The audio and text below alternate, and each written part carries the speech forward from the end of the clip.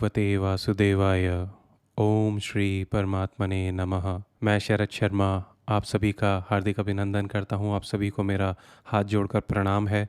अभी तक हमने श्रीमद् भगवद गीता के चैप्टर 12 भक्ति योग के 12 श्लोकों का अनुपाठन किया, रिसाइटेशन किया, उनका हिंदी का अर्थ अनुवाद समझा और तदुपरांत हमने स्वामी राम सुखदास जी के जो ये विशिष्ट संस्करण है गीता प्रबोधिनी, जो कि गीता प्रेस गोरखपुर द्वारा प्रकाशित है, उसमें उनकी व्याख्याएं सुनी, पढ़ा, समझा, प्रयास करा कि स्वामी जी जो कह रहे हैं उसको हम अपने जीवन में अमल करने का, उसको श्रवण करके समझने का प्रयास कर सकें।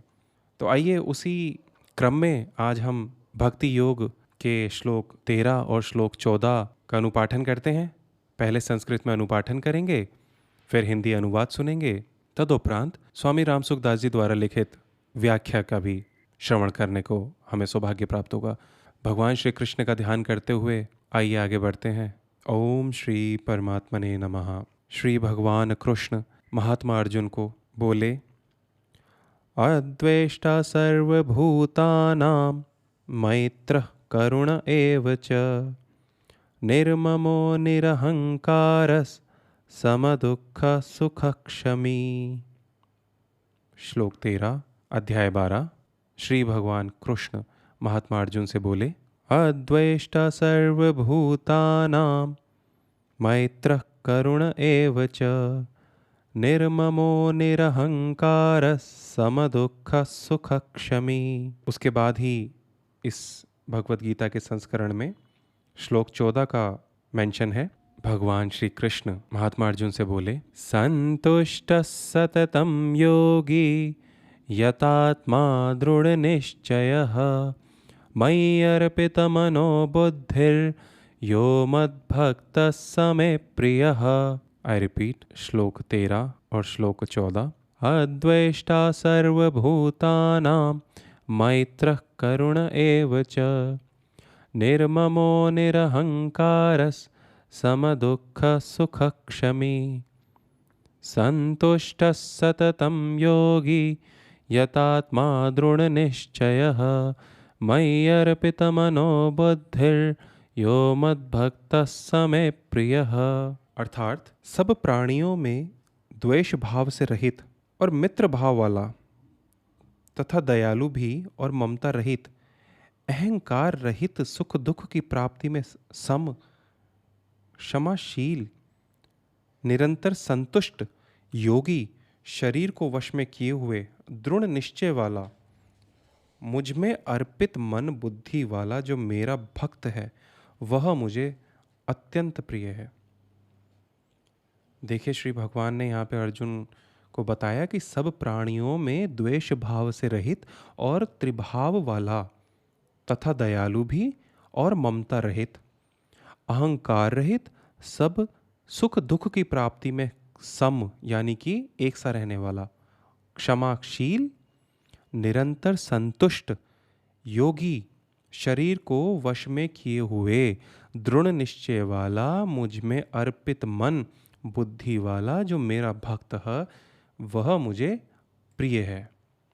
अब हमारे स्वामी जी राम सुखदास जी यहाँ पे व्याख्या में लिखते हैं, गीता में मित्रता और करुणा ना कर्म योगी के लक्षणों में आई है और ना ही ज्ञान योगी के लक्षणों में आई है।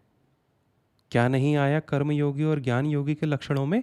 मित्रता और करुणा। ये दो चीजें यहाँ पे प्रत्युत केवल भक्त के लक्षणों में आई हैं। तो यानी कि भक्त ही मित्रता और करुणा के बारे में जानता है। कर्म योगी और ज्ञान योगी में समता तो होती है, पर मित्रता और करुणा नहीं होती। परंतु भक्त में आरंभ से ही मित्रता और करुणा होती है। भक्त की दृष्टि में एक भगवान के सिवाय अन्य कुछ है ही नहीं। नारायण हरि। भक्त की दृष्टि में एक भगवान के सिवाय अन्य कुछ है ही नहीं। फिर किससे वैर? कौन वैर करे और क्यों करे? यहाँ पे स्वामी राम सुखदास जी रामचरितमानस उत्तरकांड की 112 खा का रेफरेंस देते हैं कि निज प्रभुमय देखहि जगत, के ही सन करहि विरोध। स्वामी जी आगे लिखते हैं कि यद्यपि ज्ञान योगी का भी किसी से किंचन मात्र भी वैर नहीं होता, तथापि उसमें स्वाभाविक उदासीनता, तटस्थता रहती है। ज्ञान मार्ग में वैराग्य की मुख्यता रहती है और वैराग्य रूखा होता है। इसलिए ज्ञान योगी के भीतर कठोरता न होने पर भी वैराग्य और उदासीनता के कारण बाहर से वह व्यक्ति कठोर प्रतीत होता है।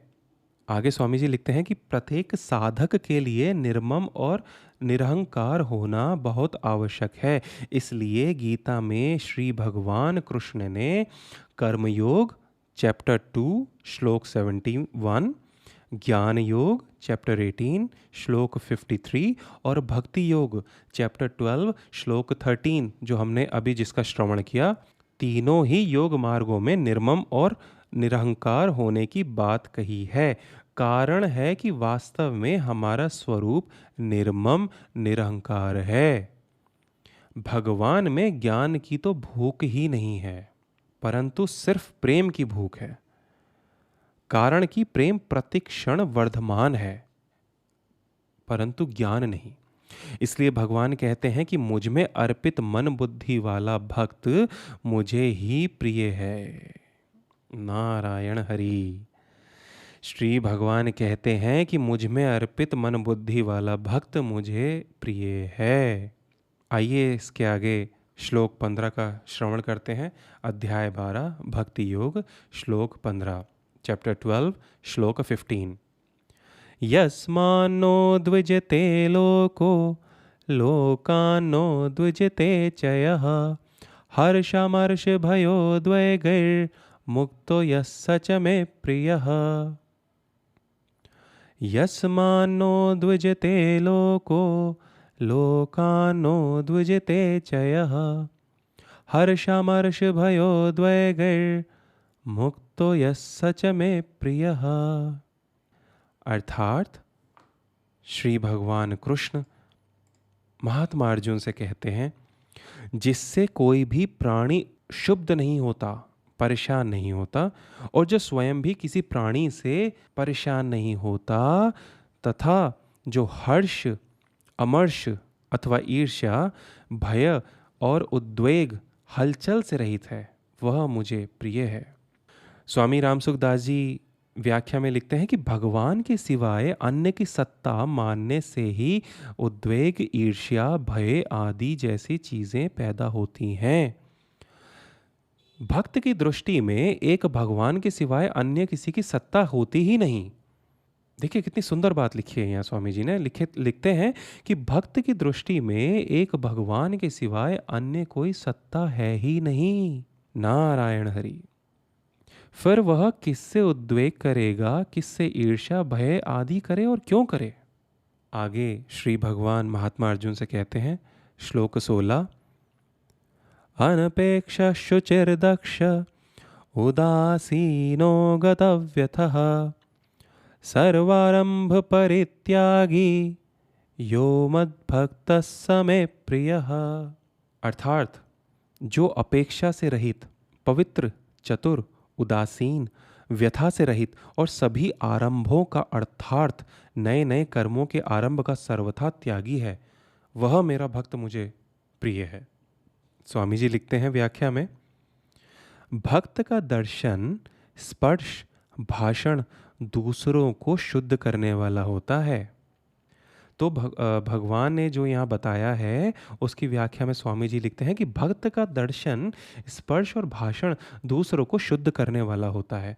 उसके शरीर का स्पर्श करने वाली हवा भी शुद्ध करने वाली होती है। नारायण हरि। यद्यपि ऐसी शुद्धि ज्ञान योगी महापुरुष में भी होती है, तथापि भक्त में आरंभ से ही सबके हित का भाव विशेष रूप से रहने के कारण उसमें विशेष शुद्धि होती है।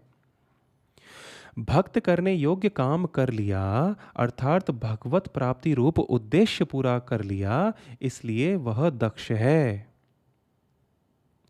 भक्त भोग तथा संग्रह के लिए किए जाने वाला संपूर्ण कर्मों का सर्वथा त्यागी होता है। उसके द्वारा होने वाले संपूर्ण कर्म श्री भगवान की प्रसन्नता के लिए ही होते हैं। संसार में किंचन मात्र भी आसक्ति ना रहने से भक्त का एकमात्र भगवान में स्वतः स्वाभाविक प्रेम होता है। सिर्फ प्रभु हैं मेरे, सिर्फ उन्हीं की सत्ता है। नारायण हरि, नारायण हरि। आइए इसी के साथ आज का ये संवाद पूर्ण करते हैं, विराम देते हैं इस एपिसोड 8 को। Again I am really thankful to all of you. आप सभी श्रोताओं को बहुत बहुत नमन, मेरा धन्यवाद। आपने अपना प्रेशियस टाइम में से, डे टू डे एंगेजमेंट में से ये 10-15 मिनट निकाले और भगवान का स्मरण किया। ये केवल एकमात्र माध्यम नहीं है भगवान की प्राप्ति के लिए। यह सिर्फ एक प्रयास है कि जब जब हम इस पॉडकास्ट को सुने या यूट्यूब पे देखें, तब तब हम भगवान श्री कृष्ण का, पिता परमेश्वर का ध्यान करें, उन्हें धन्यवाद दें, उनका स्मरण करें, उनका भजन करें, उनकी भक्ति करें। यत्र तत्र सर्वत्र कृष्ण कृष्ण कृष्ण, यहाँ वहाँ सब जगह भगवान श्री कृष्ण का वास है। आइए इस प्रार्थना के साथ पूर्ण करते हैं आज का एपिसोड। योगेशं सच्चिदानंदं वासुदेवं व्रजप्रियं धर्म संस्थापकं वीरं कृष्णं वन्दे जगद्गुरुं, कृष्णं वन्दे जगद्गुरुं, कृष्णं वन्दे जगद्गुरुं। जय जय जगन्नाथ, जय जय श्री कृष्ण भगवान, जय जय श्री राधे रानी, जय जय श्री वृंदावन धाम। नारायण हरि, नारायण हरि, नारायण हरि।